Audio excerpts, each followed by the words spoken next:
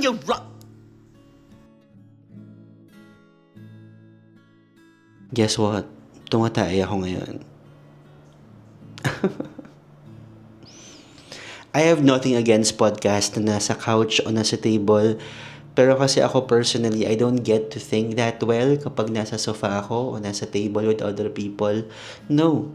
Normally, pag-iisip ko habang tumatay ako eh. Lahat ng deep thoughts ko, lumalabas kapag tumatay ako. No pun intended. And I do this for 2 reasons. Number 1, mas payapa sa toilet. And number 2, gets? Number 2. Pero welcome sa podcast ko. Ang Tumatay Ako podcast with Panginoon na Kababawan. Welcome! So, you probably know me online as Panginoon na Kababawan and you've seen most of my contents as comedic. And sometimes I post songs as well kasi musician din ako. Pero you probably don't know me by my personal name, Adam Domingo. Nice. And so for today, I'm gonna talk to you about me. Papakilala lang muna ako sa ating unang-unang podcast. Ako po si Adam Domingo. Ako ay 35 years old. Mga birthday ako sa March 5. I'll be 36, bes. 36 na ako. I can still remember when I was 35. Chaz. So, maaring alam niyo na po or hindi pa, ako po ay isang medical physicist. Ang profession ko ay sa hospital, treating cancer patients using radiation therapy, and that's just one side of me. Pero before po ako nakaabot sa stage na ng buhay ko kung saan ako ay isang health professional, ang dami ko po napagdaanan. And let me tell you about it. Okay? So, in summary, I'm a scientist, I'm a theologian, and I'm a comedian. Content creator. Marami pong ginawa sa buhay ko, pero hindi naging madali ang mga napagdaanan ko. At ikukwento ko po sa inyo ngayon in a very personal sort of... This can't get more personal, no? I'm literally sitting on a toilet bowl. And I know what you're thinking. Is he doing it? Am I doing it? Maybe. Maybe no. So before sumakit ang tumbong ko, let's begin.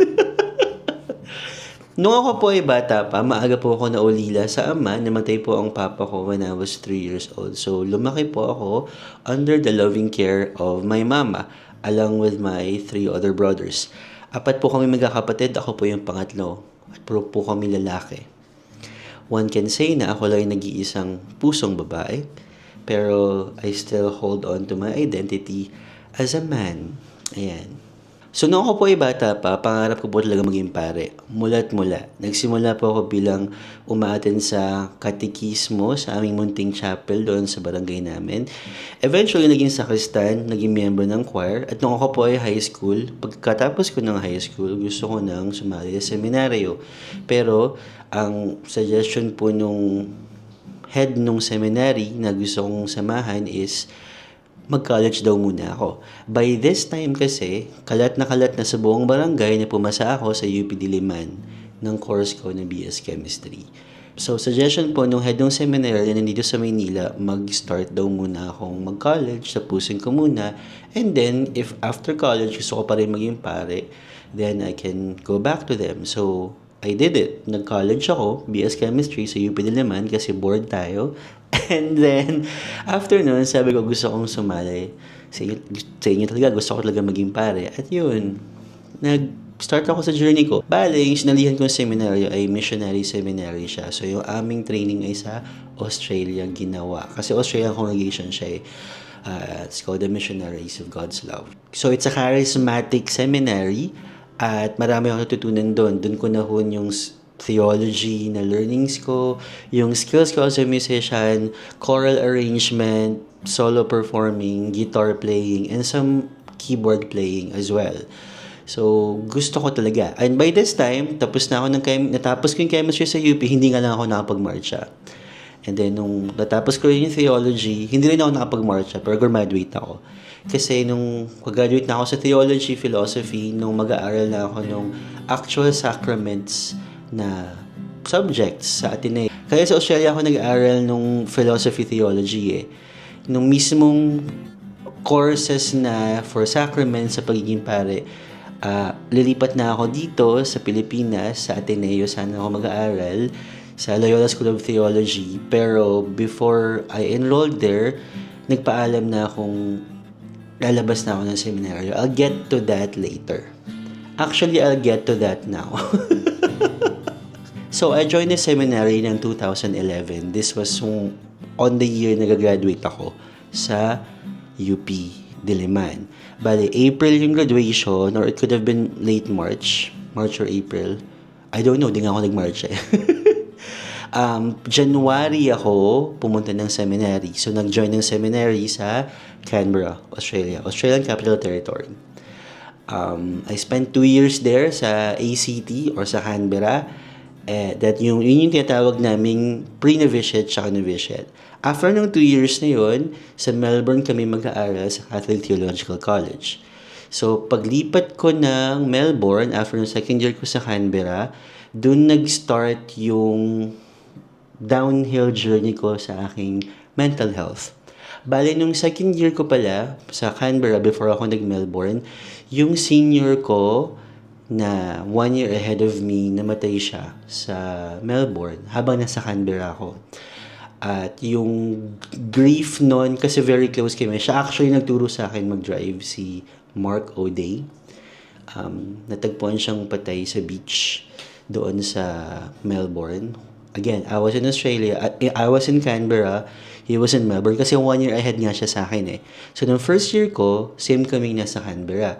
Nung second year ko, Canberra ako, pero si Mark O'Day lumipat na sa Melbourne for the study sa Catholic Theological College. Doon siya namatay, June 1 or June 2, 2012. Ayun. So, that was hard for me kasi he was one of my best friends. Again, siya nga nagturo sa akin mag-drive. Lahat ng mga natutunan ko sa preaching, sa theology and everything, siya yung isa sa mga unang nagturo sa akin. Everything I know now about driving, basically, and at the same time, how to, live your life as someone faithful kay Lord despite your shortcomings. Siya yung unang nag-inspire sa akin to be faithful talaga kay God. Anyway, namatay si Mark. Mark was, I don't know, I think he was 25 to 30 years. Matanda na si Mark. Okay? Siya, late vocation, kumbaga. Matagpuan siyang patay sa van ng seminary namin near the beach sa Melbourne. Hindi namin alam, very healthy kasi siya eh. Pero ang kinamatay niya is something sa heart niya, sa aorta, mayroong blockage na hindi siya detected for a very long time. And ayun, hindi siya pinalad na mabuhay. So, natagpuan siya sa car. I think he went for a swim, first day of winter. And then, maybe the cold ng water, tas papasok dun sa heater ng car, maybe it affected his heart. So, hindi ko na tinanong yung details eh. It was so hard and difficult for me when Mark passed away. So, pero, it wasn't as if nung namatay siya, of course, I was very sad, ganyan. Pero, hindi siya yung tipong, yung effect sa akin, hindi ko akalain na maging ganun kalala. So, the grief, the realization that life can just be taken away from you very, very quickly nang hindi mo napapansin, it really hit me so hard. And again, remember, nasa Australia ako nito. And wala, of course, ang family ko nasa Manila. And my mom was also, not getting any younger. It was hard for me to be far away from family. So apart from homesickness, I was living in the fear na baka may mangyari sa family members ko and I'm not there. The same way na may nangyari kay Mark na hindi namin alam, very healthy siya eh. And then nawala na lang siya bigla. So, yun yung mga fears ko noon, yun yung mga tipong nagpa-downward spiral talaga sa akin. Pero, it's not as if it was one time, big time na boom, na sad ako and then sad na ako forever. It was very gradual. Like, yung fear na baka may mangyari sa family members ko, yung paranoia, hindi ko naiintindihan ba't takot eh. Pero nandun siya. Ayaw ko lang may mangyari sa family members ko, tas wala ako doon. So, again, tumuloy ako sa studies ko. I was a very good student. Natataas lagi ng grades ko, ganyan. Pero I was homesick at the same time I was scared na may another mark incident na mangyari sa akin na family member ko naman. Especially my mama and my youngest brother or my siblings. I don't want that to happen. So ayun, I was not feeling good na nasa seminary ako and then I was far away from my family. Apart from that, ang seminary life, kapag seryosohin mo siya talaga, you will also look very, very deep into you. Kasi before you can be a proper minister to other people, minister of God to other people, isa sa mga training sa amin is we have to actually learn to accept all of the imperfections of us, of ourselves, before we can minister to other people. So, I took that very seriously, maybe too seriously actually, kasi it also opened me up to all of the inner demons, should I say, sa aking pagkatao na hindi ko matanggap. Ayan, mga imperfections ko, mga weaknesses ko, mga darkness mula childhood na hindi ko sinubukan kong hindi tingnan for the longest time. I knew I had to face them before I can face the world as a priest. Hindi ako pwedeng lumabas na may baggage, kumbaga. Long story short. So I really wanted to be a good minister when I become a priest. So I wanted to address my issues, my darkness, my weakness, my imperfections, my feelings of worthlessness, my inner demons. I wanted to address them really well habang nasa seminary pa ako. And again, I might have taken it too seriously kasi it added doon sa baggage ko, sa paranoia ko. It was all too much. I fell into what we call depression. So I was diagnosed with depression and then I was given medication for a while pero I noticed na I was being dependent sa medication to be happy. So I told my rector I wanted to stop the medication. If there's another way to deal with it, then I will take that path. Dun na nga po ni-recommend sa akin yung CBT, yung Cognitive Behavioral Therapy. Kasi, again, I have nothing against medication. If it helps you, it helps you. If it helps me, if it helps me. Pero for me that time, maybe it was my own imperfection as well or misunderstandings about stuff.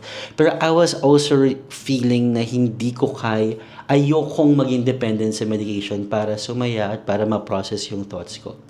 So, I was given the opportunity for CBT, Cognitive Behavioral Therapy, na nagsimula doon sa Australia, and it really helped me a lot. So I was able to talk to a psychiatrist on a weekly basis, and lahat pong ito ay shoulder ng seminary.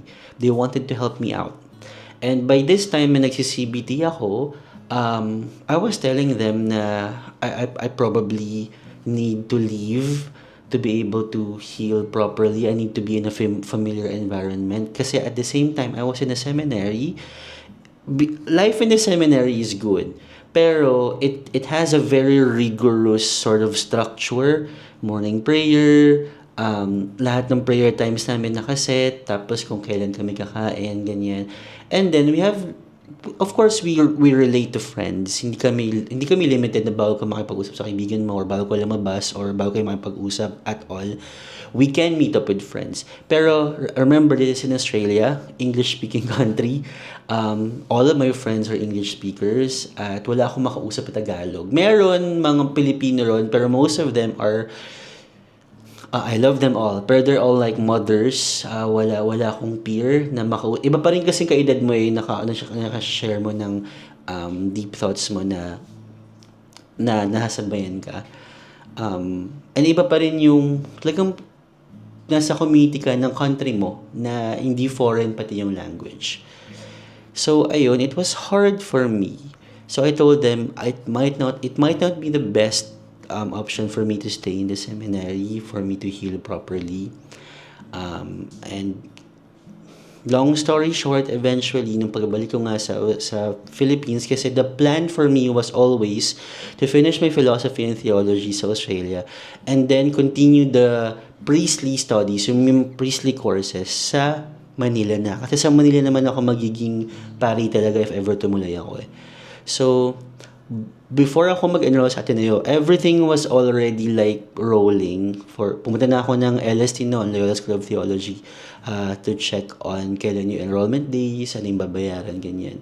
Pero I had to decide on my own na ano ba yung proper calling for me? Like, ano ba yung tama kong gawin during that time? And for me, I really felt na the proper thing for me to do that time was to leave the seminary first, be with my family, and heal there. And you know what? Even if I left the seminary, nag-CBT pa rin ako sa Manila, sa Cubao, Quezon City, kay Sandy. Miss Sandy. Oh, I forgot her surname. Ayan, pero sa Cubao, and all of that CBT ko, alam nyo, kahit wala na ako sa seminary, ang nagbayad for me was my seminary. Although at the very end, parang towards, hindi pala very end, towards like the second half of it, Miss Sandy discounted me big time. Pero yung discounted price na yun, nagbayad yung seminary ko pa din. They really wanted to help me. And it wasn't for anything else na kasi magiging pare ako sa kanila or what. They really cared for me as a person. So they wanted me to be taken care of. Tama ba yun? Hanggang I could see through it and live through it. And I could live normally again. So, again, hindi ko sinisisi yung seminary sa depression ko. For me, it was inevitable. Okay? It began with a death. And then, nagsunod-sunod siya na experiences ko. I wanted to face my inner demons para makatulong ako sa iba in the future. Pero that was too much for me as a person. And so, my seminary, they knew that my journey, I really wanted to be a good priest if I become one. And they knew my intention behind all of these things that happened. So, they really helped me a lot towards the end pa rin. Even if hindi na ako part ng seminary. Kasi they knew my desire to become a priest. And there's always this possibility na bumalik ako doon. Although, fast forward many years, probably not na. Pero I'll get there again. So, ayun, eventually, lumabas ako ng seminary nga, hindi ko na tinuloy yung pagpapari ko. I still went through CBT with the help of my seminary. They paid for it pa din. Until came the time na I finally felt that I was okay. And hanggang binawasan namin yung frequency ng CBT, and I learned many techniques to help me whenever I'm feeling down or when I'm going through some really sad stuff, how to control my thoughts, and how to pick what the good thoughts are, what the lies and truths are, and then to help me stand up on my own. I gradually learned these techniques.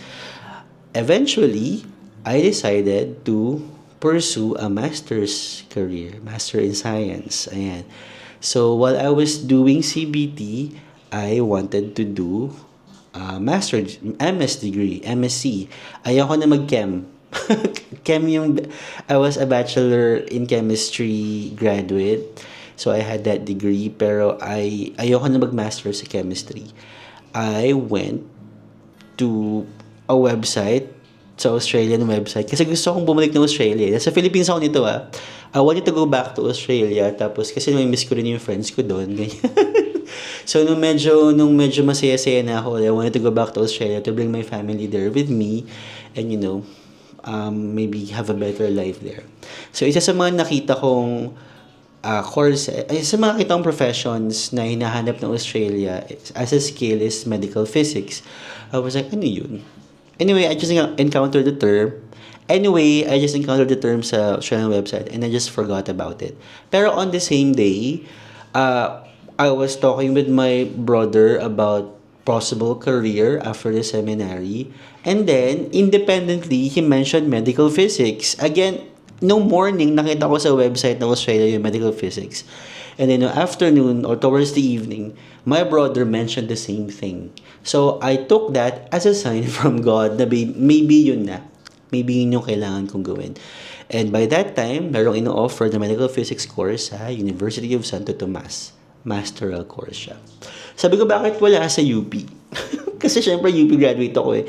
Tapos medyo mas mura yung tuition sa UP. So yeah, wala eh. Anong gagawin natin?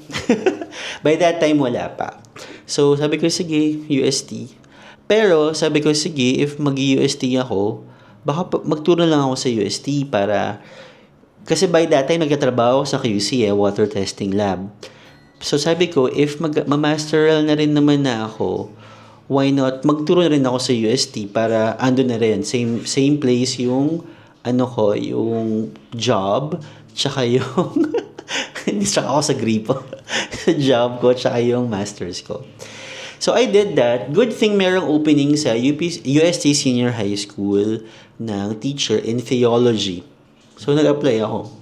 So I was teaching theology, natanggap ako while studying medical physics sa graduate school sa gabi. Ayan, so faith and science. At hindi ko alam that time, pero it was also a blessing din na nagtuturo ako. Kasi actually, pag nagtuturo ko sa UST, yung tuition ko sa grad school, cut in half. May 50% discount. And yung remaining half, pwedeng i-salary deduct. So I was able to finish my master's degree sa UST na medical physics while teaching theology. Also one of my passions, faith. Ayan, so I graduated medical physics and long story short, napadpad sa Cagayan de Oro, doon ako na-assign. Although before that, may Iloilo, pero that's for a later story. At doon na ako na-stuck nung pandemic. So, nagpa-practice ako ng medical physics doon. And then, na-stuck ako nung pandemic, hindi na ako nakaalis. So, sabi ko nun, baka hindi naman na magtagal sa CDO kasi gusto ko, syempre, pag magpa-practice ako ng medical physics, malapit sa QC, sa bahay ko. So, ayun, wala ang opening sa CDO, so why not? Ayun, and eventually, doon ako na-hone sa Cagayan de Oro, sa Maria Rina Xavier University Hospital. At, ayun, pandemic, lahat tayo nag-TikTok. Lahat tayo nag-TikTok ng pandemic, pero I was just watching sa TikTok. And then, 2022 elections. Nung nag-TikTok ako, apart sa watching, ang sinishare ko is music ko. Kasi musician ako eh. Yun yung first and foremost kong ginagawa on the side. I'm a musician. I'm a Catholic musician. So, I also produced an album 2017. Pero that's a different story then. So, ang sinishare ko sa TikTok was my music. Pero walang may pake. Come 2022 elections, I didn't know who to vote for, so I went through a process of scrutinizing each candidate.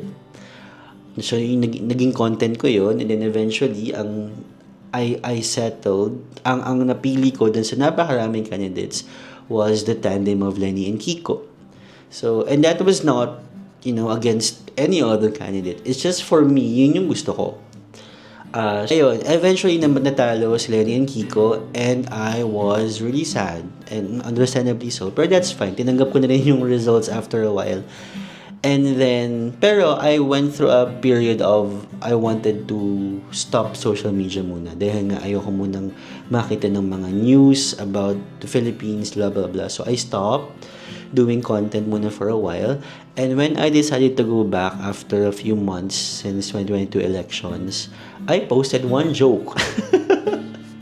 At yun na. It was a joke that became the beginning of everything. It wasn't an original joke. I actually put in the video na hindi ko po ito original joke. So, ayun. Pero yung mga comment is tatawa raw sila dun sa mukha ko tsaka sa delivery ko kahit they already know the punchline. So, hindi ko alam kung ma-offend ako or what. Pero, ayun. That began my journey as a content creator kasi I posted that before I went to bed. And the following morning when I woke up, it was, my phone was exploding with notifications about my joke na yun. So, the joke was, bakit ayaw mong pulutin? Sabi nung isa, it's already more than 5 seconds, dirty na yan, ganyan. And then the other one replied, for food, this is your pamangkin. So, ayun. So, yun yung joke. Ayun, natawa yung mga tao sa delivery ko. I did it better there sa video. And that began my online persona as a joker. Ayun, eventually, I also changed my name. So, my name before was just Adamus Dei, which is, sa TikTok I mean yung handle ko, Adamus Dei, that was my seminary name, Adamus Dei. And then, I eventually changed to Panginoon ng Kababawan based from a conversation ko with my then landlord, the CDO. CDO is a Bisaya-speaking country. Country? Ayan, and yung landlord ko asked me lang kasi I was having coffee, I was having my morning coffee and he was there gardening. And he asked me ano bang Tagalog ng landlord. So sabi ko, hindi ko po alam, pero yung Lord po is Panginoon and land is lupa. So baka Panginoon ng lupa. Ayun. Anyway, during this time din, yung mga tao on my videos were commenting, bakit ang babaw ng joke pero tawang-tawa ako. So doon ko na-conceptualize yung Panginoon ng Kababawan. So it got a ring to it and so I loved it. Ayun, yun yung ginamit ko. So, yun, bakit Panginoon ng Kababawan? Ang babaw nung backstory, no? Yun eh. Ayan. And so, that's how I got here. I'm a Catholic musician na into science. I'm a medical physicist by profession. That's my day job. And on the side, I do online content na jokes. Ganyan. It also became my escape from the world ng healthcare. Kasi healthcare can be toxic. Ayan. And now I also went back to doing music ministry sa church. I was very hesitant for a very long time na i-accept yung music ministry job kasi I didn't feel like I'm worthy. Even up to now, no, I'm not a good example, I don't think. Kasi madalas galit yung mga content ko or nangaasar, ganyan, or minsan nagmumura pa. Sorry, Father. Pero I feel very unworthy even up to now sa music ministry job ko. And if the parish priest tells me na, maybe it's time to let go of the position, then I will.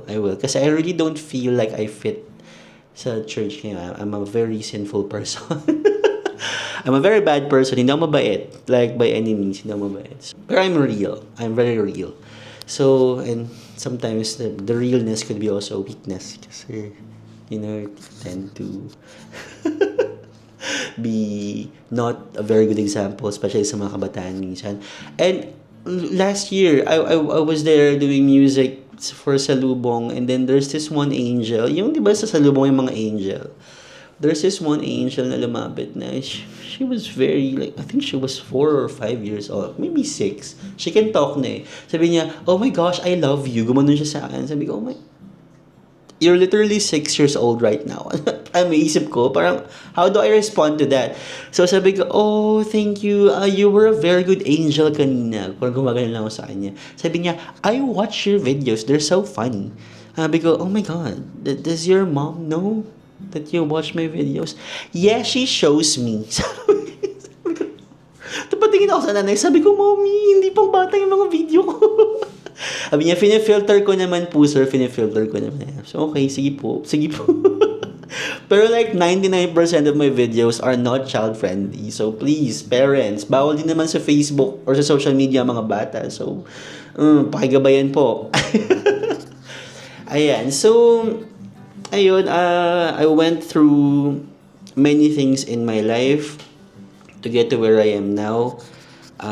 Again, as I said, I may have said it earlier, my mom is a widow. Namatay papa ko when I was 3 years old. And sobrang pinagpaguran ng mama ko yung pagpapaaral sa amin. Kasi Jaryo lang, business ni mama was selling Jaryo and prutas sa kalsada. And I grew up doing that as well, selling Jaryo and prutas and fishball sa kalsada. Like that was our main thing.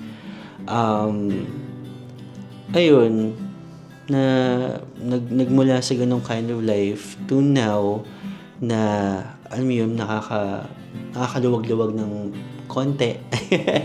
So at least na hindi na kailangan magtrabaho ni mama and na nabibili ko sa kanya lahat ng gusto niya. Ayun, so my mom is never wanting of anything.